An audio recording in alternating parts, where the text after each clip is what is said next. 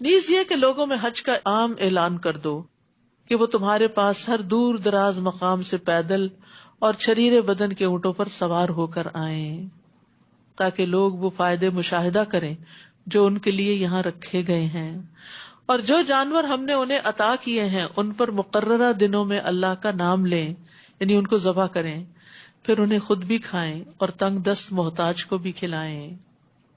یہ حج کے دن جو ہیں یہ دنیا کے سب سے بہترین دن ہوتے ہیں۔ نبی صلی اللہ علیہ وسلم نے فرمایا، دنیا کے دنوں میں افضل ترین دن 10 دن عشر ذو الحجہ کے دن ہے۔ ان دنوں میں کیا ہوا نیک عمل اللہ کو سب سے زیادہ پسند ہے، اور ان 10 دنوں میں کثرت سے اللہ کا ذکر کرنے کا حکم دیا گیا ہے۔ آج آپ کے لیے یہ پیمفلٹ بھی جو عشرہ ذی الحج سے متعلق جو کرنے کے کام ہے وہ فری ڈسٹریبیوشن میں ہے، آپ لے جا سکتے ہیں، کیونکہ اب رمضان کے بعد آگے ذو الحجہ بھی آنے والا ہے، اور بہت سے لوگ اس کی فضیلت سے غافل ہوتے ہیں، انہیں پتہ ہی نہیں ہوتا کہ اس میں کیا ہوا نیک عمل اللہ تعالیٰ کو سال بھر کے اعمال سے افضل لگتا ہے۔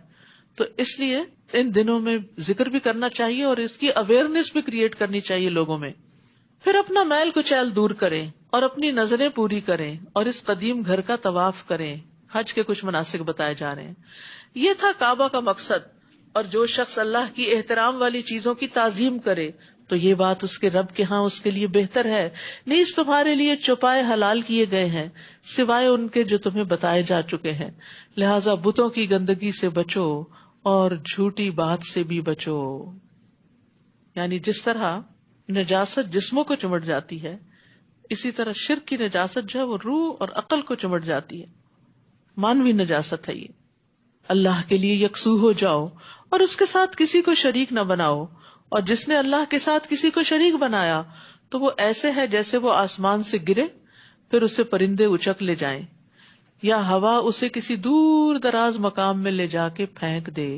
یعنی اس بندے کا پھر کوئی مستقبل نہیں، کوئی ٹھکانہ نہیں، وہ خوار ہو کے رہے گا۔ یہ سب امور قابل اجتناب ہیں، اور جو شخص اللہ کے شاعر کی تعظیم کرے تو یہ بات دلوں کے تقوی سے تعلق رکھتی ہے۔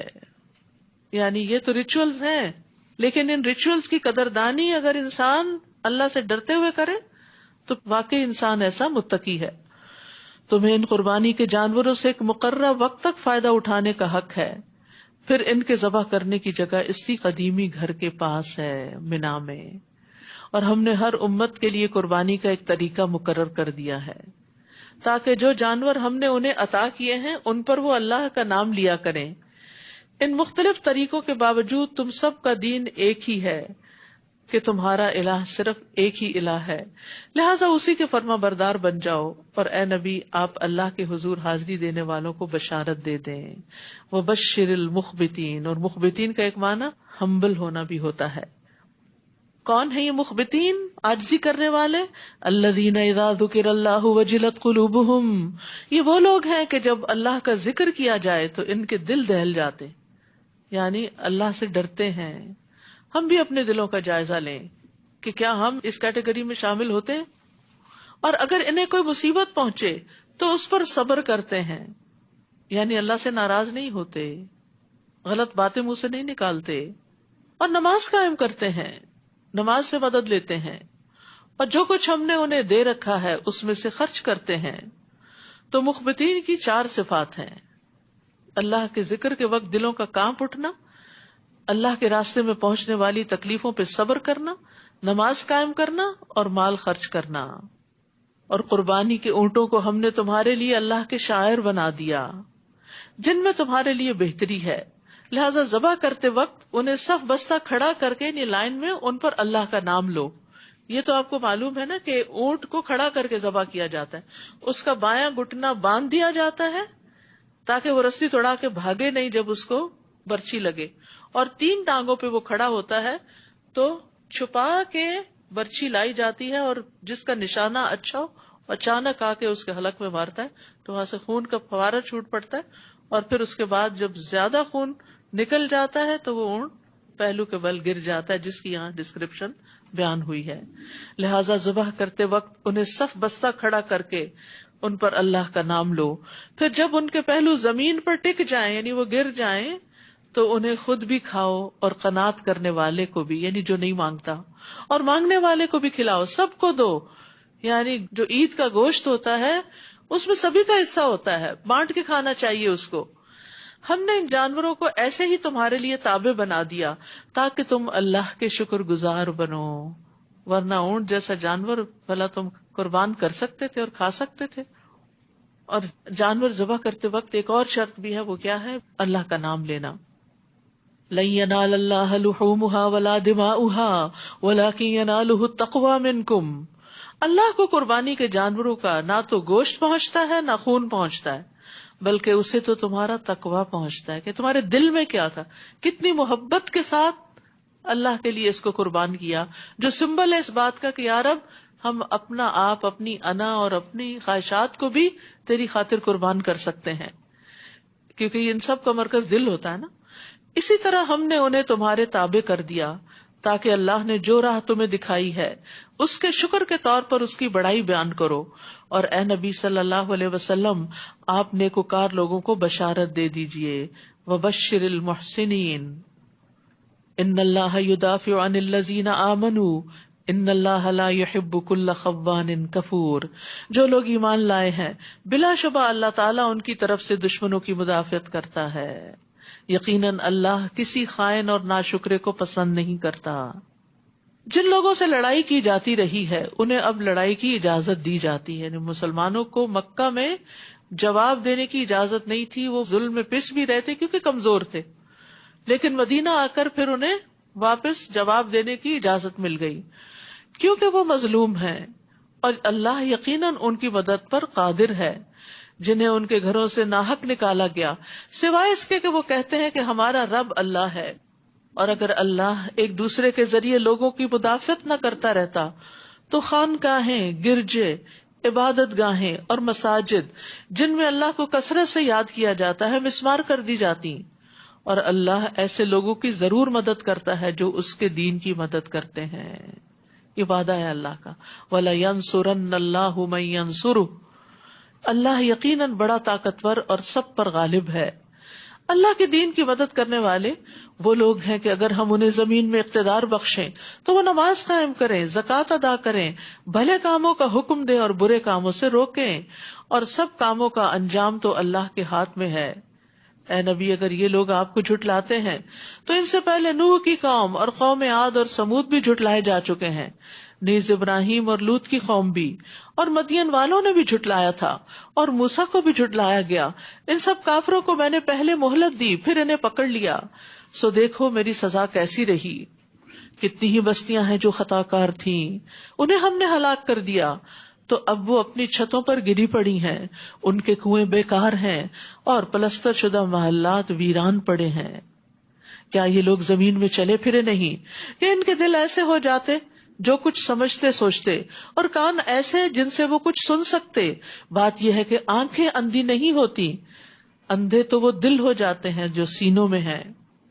یہ لوگ عذاب کے جلد آنے کا مطالبہ کرتے ہیں، حالانکہ اللہ کبھی اپنے وعدے کے خلاف نہیں کرتا، مگر تمہارے رب کا ایک دن تمہارے شمار کے حساب سے 1000 سال کا ہوتا ہے. یعنی تمہارے رب کا ایک دن تمہاری گنتی کے مطابق 1000 سال کا ہوتا ہے. اور کتنی ہی بستیاں ہیں جو خطا کار تھی، میں نے پہلے انہیں مہلت دی، پھر انہیں پکڑ لیا، اور انہیں واپس تو میرے ہی پاس آنا ہے. آپ ان سے کہیے، لوگو میں تو تمہارے لیے صاف صاف ڈرانے والا ہوں، یعنی برے انجام سے. سو جو لوگ ایمان لے آئے اور انہوں نے نیک عمل کیے ان کے لیے تو بخشش بھی ہے اور عزت کی روزی بھی. اور جو لوگ ہماری آیات کو نیچا دکھانے کی کوشش میں لگے ہوئے ہیں تو یہی لوگ اہل جہنم ہیں. ہم نے آپ سے پہلے جو بھی رسول یا نبی بھیجا تو جب بھی وہ کوئی آرزو کرتا تو شیطان اس کی آرزو میں وسوسے کی آمیزش کرتا. یعنی پیغمبر کی آرزو کیا ہو سکتی ہے کہ لوگ ایمان لائیں، دین خوب پھلے پہلے، دین کی تکمیل ہو، تو شیطان اس میں خلل ڈالتا، یہ نہیں ہونے کا. پھر اللہ تعالیٰ شیطانی وسوسے کی آمیزش کو تو دور کر دیتا ہے اور اپنی آیات کو پختہ کر دیتا ہے. اللہ سب کچھ جانتا اور حکمت والا ہے، تاکہ اللہ تعالیٰ شیطان کے ڈالے ہوئے وسوسے کو ان لوگوں کے لیے آزمائش بنا دے جن کے دلوں میں نفاق کا مرض ہے، یا جن کے دل ایمان لانے کے بارے میں سخت ہو چکے ہیں. بلا شبہ یہ ظالم حق کی مخالفت میں دور تک چلے گئے ہیں. اور اس لیے بھی کہ جن لوگوں کو علم دیا گیا ہے وہ جان لے کہ یہ حق ہے آپ کے رب کی طرف سے، اور وہ ایمان لائیں اور ان کے دل اس حق کے آگے جھک جائیں، اور اللہ تعالیٰ یقیناً ایمان لانے والوں کو سیدھی راہ دکھلا دیتا ہے۔ تو دلوں کی 3 بڑی قسمیں ہیں، سخت دل، بیمار دل اور ایمان والا دل، عاجزی والا۔ تو کمزور دل والے کون ہیں؟ جن کے دلوں میں بیماری ہے، کمزوری ہے، یعنی جو نفاق والے ہیں۔ اور سخت دل لوگ کون ہیں؟ جو کفر اختیار کرتے ہیں، جن پر کوئی ڈانٹ واز نصیحت اثر نہیں کرتی، اور دلوں کی سختی کی وجہ سے ان کو اللہ اور اس کے رسول کی بات سمجھ نہیں آتی۔ اور اہل ایمان کے دل جو ہیں وہ نرم دل ہوتے ہیں، اور اگر شیطان ان کے دلوں میں وسوسہ بھی ڈالے تو وہ بھی ان کے حق میں رحمت بن جاتا ہے، کیونکہ وہ فوراً متنبہ ہو جاتے ہیں۔ اور کافر تو ہمیشہ اس حق سے شک میں ہی پڑے رہیں گے تاکہ ان پر یا تو یکدم قیامت کی گھڑی آ پہنچے یا کسی منحوس دن کا عذاب ان پر نازل ہو۔ اس دن حکومت اللہ ہی کی ہوگی، وہ ان کے درمیان فیصلہ کر دے گا۔ تو جو لوگ ایمان لائے اور جنہوں نے نیک عمل کیے تو وہ نعمتوں والے باغات میں ہوں گے، اور جنہوں نے کفر کیا اور ہماری آیات کو جھٹلایا تو ایسے لوگوں کے لیے رسوا کرنے والا عذاب ہوگا۔ جن لوگوں نے اللہ کی راہ میں ہجرت کی پھر شہید ہوئے یا مر گئے، اللہ انہیں اچھا رزق عطا کرے گا، اور یقیناً اللہ ہی بہترین رازق ہے۔ وہ انہیں ایسی جگہ داخل کرے گا جس سے وہ خوش ہو جائیں گے، اور اللہ یقیناً سب کچھ جاننے والا ہے، بردبار ہے۔ یہ تو ان لوگوں کا معاملہ ہے، اور جو شخص اتنا ہی بدلہ لے جتنی اس پر سختی ہوئی تھی، پھر اثر نو اس پر زیادتی کی جائے تو اللہ اس کی مدد کرے گا۔ بلا شبہ اللہ تعالیٰ معاف کرنے والا اور درگزر کرنے والا ہے، یعنی اللہ تعالیٰ ہر مظلوم آدمی کی مدد فرماتا ہے۔ نبی صلی اللہ علیہ وسلم نے فرمایا، مظلوم کی بد دعا سے بچو کیونکہ وہ بادلوں پر اٹھائی جاتی ہے۔ اللہ تعالیٰ فرماتا ہے، مجھے میری عزت اور میرے جلال کی قسم، میں ضرور تمہاری مدد کروں گا اگرچہ تھوڑی دیر بعد ہی کروں۔ تو ظلم کیا ہوتا ہے؟ کسی زیادتی کا آغاز کرنا۔ 2 آدمی جب آپس میں گالی گلوچ کریں تو جس نے پہلی گالی دی گناہ اس کو ہوگا، جب تک مظلوم حد سے نہ بڑھے، کیونکہ جو جواب دے رہا ہے وہ تو مظلوم تھا، وہ تو اپنا بدلہ لے رہا ہے۔ اگر وہ بدلہ لینے میں حد سے بڑھ جائے تو پھر وہ ظالم بن جائے گا۔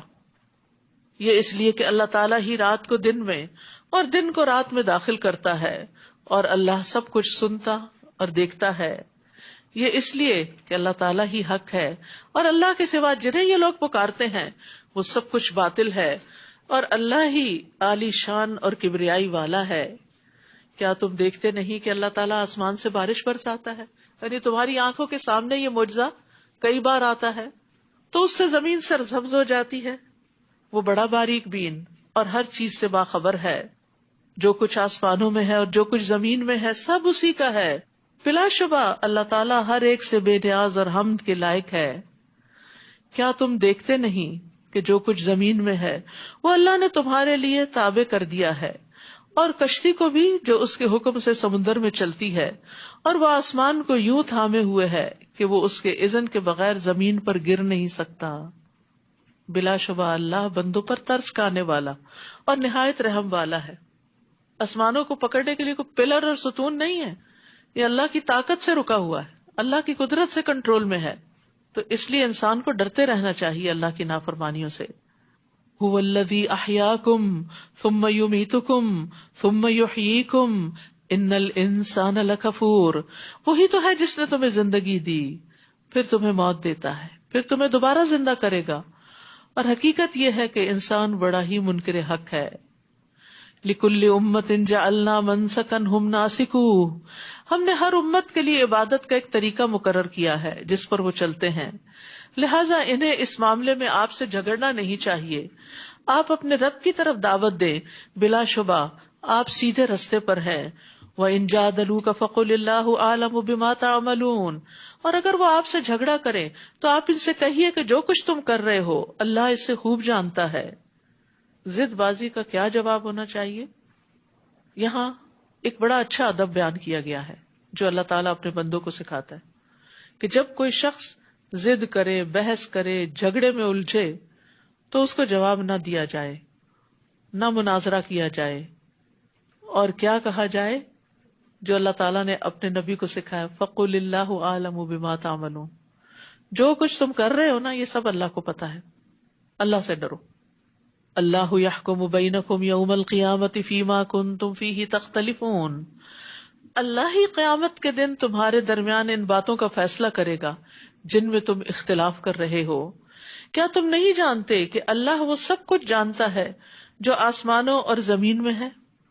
بلا شبہ یہ سب کچھ ایک کتاب یعنی لوح محفوظ میں درج ہے، اور اللہ کے لیے یہ بات بہت آسان ہے. یہ لوگ اللہ کے علاوہ ان کی عبادت کرتے ہیں جن کے لیے نہ تو اللہ نے کوئی دلیل اتاری ہے اور نہ ہی خود انہیں کچھ علم ہے. ان ظالموں کا کوئی بھی مددگار نہ ہوگا. اور جب ان پر ہماری آیات پڑھی جاتی ہیں تو آپ ان کے چہروں پر ناگواری کے آثار دیکھتے ہیں. ایسا معلوم ہوتا ہے کہ ابھی وہ ان لوگوں پر جھپٹ پڑے جو انہیں ہماری آیات سناتے ہیں. آپ ان سے کہیے، میں آپ کو بتاؤں اس سے بدتر چیز کیا ہے؟ آگ، جس کا اللہ نے کافروں سے وعدہ کر رکھا ہے، اور وہ بہت برا ٹھکانہ ہے. یا ایھا الناس ضرب مثل فاستمعوا لہ. لوگوں، تم سے ایک مثال بیان کی جاتی ہے، اسے ذرا غور سے سنو. اگر نیند آ رہی ہے تو اٹھ جائیں. جن لوگوں کو تم اللہ کے سوا پکارتے ہو، اگر وہ سارے بھی اکٹھے ہو جائیں تو ایک مکھی بھی نہیں بنا سکتے، اور اگر مکھی ان سے کوئی چیز چھین لے جائے تو اسے چھڑا بھی نہیں سکتے، کیونکہ مکھی جو کچھ لیتی ہے فوراً اندر لے جاتی، اس کے منہ پہ نہیں لگا رہتا کہ آپ واپس پکڑیں. چاہنے والا بھی ناتوان، اور جس سے مدد طلب کی جا رہی ہے وہ بھی ایسا ہی ناتوان. یعنی جو لوگ غیر اللہ سے مدد مانگتے ہیں وہ انتہائی کمزور ہیں، اور بت اور جو معبود ہیں وہ بھی انتہائی کمزور ہیں. لہٰذا ان کی مدد کہاں سے ہوگی، کیونکہ ان کے پاس تو کوئی طاقت ہی نہیں. اتنے کمزور کہ سارے مل جائیں اور مل کے اگر اتنی سی چیز بنانا چاہیں تو نہیں بنا سکتے. تو جو ایک مکھی نہیں بنا سکتا وہ آپ کا بڑے سے بڑا مشکل کام کیسے کرے گا؟ سوچنے کی بات ہے نا. یعنی آپ کس کے پاس جاتے ہیں مشکل وقت میں؟ جس کو آپ اپنے سے زیادہ قابل سمجھتے ہیں، طاقتور سمجھتے ہیں. آپ سمجھتے ہیں کہ وہ آپ کی مدد کرے گا، آپ بے بس ہو چکے ہیں، اب وہ آپ کو سپورٹ دے گا. لیکن جن کے پاس لوگ جا رہے ہیں، چاہے وہ قبروں میں پڑے ہوئے لوگ ہیں یا بت ہیں یا اور مخلوقات ہیں جن کو وہ پوچھتے ہیں، جن کے آگے سجدے کرتے ہیں، جن سے وہ فریادیں کرتے ہیں کہ ہماری مشکل کو پہنچے. افسوس کے ساتھ کہنا پڑتا ہے خود مسلمانوں کے اندر ایسی ناسمجھی پائی جاتی ہے کہ بزرگان دین کو پکارنے لگتے ہیں، غوث اعظم کہتے ہیں، نعوذ باللہ، گنج بخش کہتے ہیں، اور اسی طرح اور نام بھی دیے ہوئے ہیں. تو یہ سب کمزور ہے. اللہ تعالیٰ کا یہ چیلنج آپ سنیں نا ذرا، کہ اگر وہ سب بھی اکٹھے ہو جائیں تو مکھی بھی نہیں بنا سکتے. تمہیں اولاد کہاں سے دیں گے؟ تمہارے رزق کا کہاں سے بندوبست کریں گے؟ تمہاری بیماریاں کہاں سے درست کریں گے؟ وہ تو کچھ بھی نہیں کر سکتے. ما قدر اللہ حق قدرہ ان اللہ لقوی عزیز. ان لوگوں نے اللہ کی قدر پہچانی ہی نہیں جیسا کہ پہچاننا چاہیے تھی. اللہ تعالیٰ تو بڑا طاقتور اور ہر چیز پر غالب ہے. یعنی جو سب کچھ دینے کو تیار ہے اور جو سب چیزوں کا مالک، اس کے پاس کیوں نہیں جاتے؟ صرف اس کو کیوں نہیں پکارتے؟ کتنی سمپل سی بات ہے کہ جس نے ہمیں پیدا کیا، جس نے سارے انسانوں کو پیدا کیا، جس نے آسمان بنائے، زمین بنائی، درخت اگائے، دریا چلائے، سمندر بنائے اور اس کے اندر مخلوقات رکھی، تم اس سے کچھ خیر کی توقع نہیں رکھتے کہ وہ تمہاری مدد کرے گا، تمہارے کام آئے گا؟ کتنی ناقدری کی بات ہے. جو خود کہتا ہے وَإِذَا سَأَلَكَ عِبَادِي عَنِّي فَإِنِّي قَرِيبٌ أُجِيبُ دَعْوَةَ الدَّاعِ إِذَا دَعَانِ. اور جب یہ آپ سے میرے بارے میں سوال کرتے ہیں تو انہیں بتا دو کہ میں بہت قریب ہوں اور پکارنے والے کی پکار کا جواب بھی دیتا ہوں.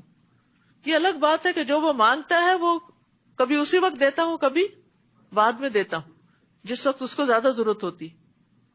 ایسا ہوتا ہے نا جیسے زندگی کی ابتدا میں بھی انسان کو کچھ چیزیں چاہیے ہوتی ہیں، انسان مانگتا ہے، نہیں ملتی، لیکن جب شادی ہو جاتی ہے ایک دم اللہ تعالیٰ نعمتوں میں اضافہ کر دیتا ہے. کبھی اس کے بعد بھی تنگی رہتی ہے. بڑھاپے میں اللہ تعالیٰ اولاد کے ذریعے اتنی وافر نعمتیں دیتا ہے، انسان حیران ہو جاتا ہے. تو انسان سوچتا کیوں نہیں کہ اپنی جوانی کے وقت کی مانگی ہوئی دعائیں تھیں، وہ آج بڑھاپے میں جبکہ مجھے ضرورت زیادہ ہے اس وقت اس کا پھل اللہ مجھے کھلا رہا ہے. چونکہ یہ سب چیزیں غیب کے پردے میں ہیں نا، تو اس لیے ہمیں اللہ کی باتوں پر یقین نہیں آتا اور ہر چیز کو فار گرانٹیڈ پر لیتے ہیں. یہ تو ہمارا حق تھا ہی. یہ تو بچوں کو ہم نے قابل بنا، بھئی خود کیوں نہیں قابل بنے کہ تمہاری پچھلی زندگی بڑی اچھی ہوتی؟ تو یہ تو اللہ نے دیا. اگر اللہ نے آپ کو نہیں دیا اور آپ کے بچوں کو دیا تو اللہ نے دیا، تو اس کی قدر کرو، غیر اللہ کو نہ پکارو. اللہ یستفی من الملائکۃ رسلا ومن الناس ان اللہ سمیع بصیر. اللہ پیغام رسانی کے لیے فرشتوں میں سے بھی رسول چن لیتا ہے اور لوگوں میں سے بھی جو اللہ کے میسجز لاتے ہیں. بے شک اللہ سب کچھ سننے والا اور دیکھنے والا ہے. فرشتوں میں سے اللہ نے جبریل علیہ السلام کو چنا اور انسانوں میں سے اللہ نے دیگر انبیاء کے ساتھ محمد صلی اللہ علیہ وسلم کو چنا. عبداللہ بن مسعود کہتے ہیں کہ بے شک اللہ نے بندوں کے دلوں پہ نظر فرمائی تو قلب محمد کو بندوں کے دلوں میں سب سے بہتر پایا صلی اللہ علیہ وسلم، تو اس لیے اللہ نے ان کو اپنے لیے منتخب کر لیا اور انہیں پیغمبری کا شرف عطا کر کے مبعوث فرمایا. پھر قلب محمد کے بعد بندوں کے دلوں پہ نظر فرمائی تو آپ صلی اللہ علیہ وسلم کے صحابہ کے دلوں کو بندوں کے دلوں میں سب سے بہتر پایا، چنانچہ اللہ نے انہیں اپنے نبی کا وزیر بنا دیا. تو اگر آپ چاہتے ہیں اللہ آپ کو چنے تو اپنے دل کو اللہ کی محبت کے لیے خالص کر لیں، اپنے نیکی کے کام صرف اللہ کے لیے خاص کریں، لوگوں کی نفرتیں دلوں سے نکال دیں. پھر آپ دیکھیں کہ اللہ تعالیٰ آپ کو کیسے کیسے نیکی کے کاموں کے مواقع عطا کرتا ہے. ہم بعض اوقات سب کو بلا کے ایک سے خار رکھ بیٹھتے ہیں، اسی کو معاف نہیں کرتے، سب کیے کرائے پہ پانی پھر جاتا ہے، وہ آخری کانٹا بھی نکال دیں، معاف کریں، آگے چلیں، اللہ کی محبت حاصل کریں، نیکیوں کے مواقع حاصل کریں. یہ کمائی کا وقت اور دن اور موقع ہے. وہ اسے بھی جانتا ہے جو کچھ ان کے سامنے ہے اور اسے بھی جو ان سے اوجھل ہے، اور تمام معاملات اسی کی طرف لوٹائے جاتے ہیں. اے لوگو جو ایمان لائے ہو، رکوع کرو اور سجدہ کرو اور اپنے رب کی عبادت کرو اور نیک کام کرو تاکہ تم کامیاب ہو سکو، اور اللہ کی راہ میں جہاد کرو جیسا کہ جہاد کرنے کا حق ہے. اس نے تمہیں اپنے دین کے کام کے لیے چن لیا ہے اور دین میں تم پر کوئی تنگی نہیں رکھی. یہ تمہارے باپ ابراہیم کا دین ہے. اللہ نے اس سے پہلے بھی تمہارا نام مسلم رکھا تھا اور اس قرآن میں بھی مسلم ہے، یعنی ہمارا نام کیا ہے؟ مسلم. یہ فرقہ وارانہ نام لوگوں نے خود رکھ لیے تاکہ رسول تم پر گواہ ہو اور تم لوگوں پر گواہ ہو. لہذا نماز قائم کرو اور زکوٰۃ دو اور اللہ کے دین کو مضبوطی سے تھامے رکھو. وہی تمہارا کارساز ہے، وہی تمہارا مولا ہے. وہ کتنا اچھا مولا ہے، کتنا اچھا مددگار ہے. تو یاد رکھیے کہ انسان سب کچھ ہوتے ہوئے بھی اگر اپنے آپ کو اللہ کے دین کے لیے خالص نہیں کرتا تو خسارے میں ہے. اسی لیے یہاں کہا کہ اللہ کی راہ میں ایسے کوشش کرو، ایسے محنت کرو، ایسے جہاد کرو جیسے حق ہے کرنے کا. حق کیسے ادا ہوتا ہے؟ حق تو ادا نہیں ہو سکتا، لیکن اخلاص کے بغیر کوششیں بیکار ہیں. یعنی صرف اوپر اوپر کی بھاگ دوڑ نہیں، اخلاص کے ساتھ بھاگ دوڑ، اللہ کے دین کی خدمت، اس کے لیے محنت. چھوٹا سا بھی کوئی کام ہو، چاہے مسجد کا جھاڑو ہی کیوں نہ ہو، چاہے پیسے گن کے بینک میں جمع کرانا ہی کیوں نہ ہو، چاہے کرسی پہ بیٹھ کے پڑھانا ہی کیوں نہ ہو، چاہے لوگوں کو بلانا ہی کیوں نہ ہو. یعنی کسی بھی طرح جب خالصتاً اللہ کی رضا کے لیے انسان اللہ کے دین کی مدد کرتا ہے تو وعدہ کیا ہے اللہ ضرور ان کی مدد کرے گا. اور پھر اخلاص میں کیا ہے؟ اسلام، اپنا آپ اللہ کے سپرد کر دینا. اور یہاں پر اس نے تمہارے لیے دین میں کوئی تنگی نہیں رکھی. حقیقت ہے ہمارے دین میں تنگی نہیں ہے. کس طرح اللہ نے وضو نہیں کر سکتے تو تیمم کی سہولت رکھی ہے، کھڑے ہو کے نماز نہیں پڑھ سکتے تو بیٹھ کے پڑھنے کی اجازت دی ہے. کس طرح سفر میں 4 رکعتوں کو 2 رکعتیں کر دیا ہے. بیمار ہو، مریض ہو، سفر پر ہو تو روزے چھوڑ کے باقی دنوں میں پورے کر سکتے ہیں. حج میں آسانیاں پیدا کی. رسول اللہ صلی اللہ علیہ وسلم حجۃ الوداع میں مینا میں ٹھہرے ہوئے تھے تاکہ لوگ آپ سے مسائل پوچھ سکیں. ایک شخص آیا، اس نے کہا مجھے خیال نہیں رہا، میں نے ذبح سے پہلے سر منڈا لیا. آپ نے کہا کوئی بات نہیں، اب ذبح کر لو. دوسرا آیا، کہا میں نے لا علمی میں کنکریاں مارنے سے پہلے قربانی کر لی. آپ نے فرمایا کوئی حرج نہیں، اب رمی کر لو. نبی صلی اللہ علیہ وسلم سے جس چیز کا بھی سوال کرتے جو کسی نے آگے پیچھے کر لی ہوتی تھی تو آپ یہی فرماتے کوئی حرج نہیں، اب کر لو. وما جعل علیکم فی الدین من حرج، تمہارے لیے دین میں تنگی نہیں رکھی. ایز لانگ ایز تم اللہ کے لیے خالص ہو کے وہ کر رہے ہو جو تمہیں کرنا چاہیے، وہ روزوں کی گنتی پوری کر لو، نمازوں کی گنتی پوری کرو، مناسک کے حج کی گنتی پوری کرو، کرنے کا کام کرو، لیکن اس میں سہولت بھی دی گئی. پھر اسی طرح صدقے میں بھی آپ دیکھیں کتنی اپرچونٹیز، کتنی ورائٹی دی گئی. جس وقت جہاں جو موقع ہو وہاں انسان اس کے مطابق کرتا رہے. پھر جس کے پاس مال نہیں، کیونکہ پھر انسان کے اندر وہ آتا ہے نا کہ میرے پاس تو کچھ ہے نہیں دینے کو، میں کیا کروں. فرمایا ہر تسبیح صدقہ ہے، ہر تکبیر صدقہ ہے، ہر تحمید صدقہ ہے، ہر تحلیل صدقہ ہے، لا الہ الا اللہ پڑھنا صدقہ ہے، نیکی کا حکم دینا اور برائی سے منع کرنا صدقہ ہے، یعنی لوگوں کو دین کی طرف بلانا، یہ بھی صدقے کا کام ہے تمہارے لیے. اور تمہارے ہر ایک کی شرمگاہ میں صدقہ ہے، یعنی وائف کا اپنے ہسبینڈ کی خواہش یا شوہر کا بیوی کی خواہش پوری کر دینا بھی صدقہ ہے. یعنی بعض اوقات انسان دل تنگ ہوتا ہے نا، کوئی بھی کام ہو جس میں انسان کی اپنی مرضی نہ ہو لیکن دوسرے کا بہت دل چاہ رہا ہو. کبھی کوئی آپ کو فرمائش کر دیتا مجھے یہ چیز بنا دے، کسی کی خوشی کی خاطر اپنا آرام قربان کر دینا، یہ بھی صدقہ ہوتا ہے. تو یہ سب صدقات جب انسان اللہ کے لیے کرتا ہے، بڑے سے بڑا کام، چھوٹے سے چھوٹا کام، تو اللہ سبحانہ وتعالیٰ تو ہمارے دل دیکھتا ہے اور ہمارے عمل کو دیکھتا ہے کہ وہ کیسے کیا گیا. پھر اسی طرح طہارت کے مسائل میں بھی آسانی ہے. عبداللہ بن ابی قیس کہتے ہیں کہ میں نے عائشہ رضی اللہ عنہا سے سوال کیا وطر کے بارے میں، پھر آگے حدیث بیان کی. میں نے پوچھا آپ جنابت کی صورت میں کیا کرتے تھے، کیا سونے سے پہلے غسل فرماتے یا غسل سے پہلے سوتے؟ انہوں نے جواب دیا آپ یہ سب کر لیتے، کبھی نہا کر سوتے اور کبھی وضو کر کے سو جاتے. میں نے کہا اللہ کا شکر ہے جس نے دین کے معاملے میں وسعت رکھی ہے، یعنی کام کرنے کے بتا دیے. پھر ٹائم بھی ایک مقرر، مثال کے طور پہ آپ دیکھیے نماز کا ٹائم، ہر دو نمازوں کے بیچ میں کم از کم ایک ایوریج ڈے میں 1.5 گھنٹے کا وقفت ہوتا ہی ہے، مغرب اور عشاء کے بیچ میں یا عصر اور مغرب کے بیچ میں. یہاں تو ماشاءاللہ دن لمبے ہیں تو زیادہ وقت بھی مل جاتا، یعنی اس میں کافی کھلا وقت ہوتا ہے نماز ادا کرنے کا. اسی طرح باقی کام کرنے کا بھی، سال میں ایک دفعہ زکات دینے کے لیے، یعنی پورا سال جو آ رہا ہے جا رہا ہے کوئی زکات نہیں، ملینز آئے ملینز گئے کوئی زکات نہیں اگر سال کے آخر میں کچھ نہیں بچا. کتنی سہولت ہے. ہاں اگر جمع کر کر کے رکھتے ہیں تو پھر تمہارے لیے نہیں ہے سب کچھ، اس میں اوروں کا بھی حصہ ہے. تو ہمارے دین میں بڑی وسعت ہے، بڑی خوبصورتی ہے، اس کو پڑھنے سمجھنے اور اس پر عمل کرنے کی ضرورت ہے. وآخر دعوانا ان الحمد للہ رب العالمین. سبحانک اللہم وبحمدک، اشہد ان لا الہ الا انت، استغفرک واتوب الیک.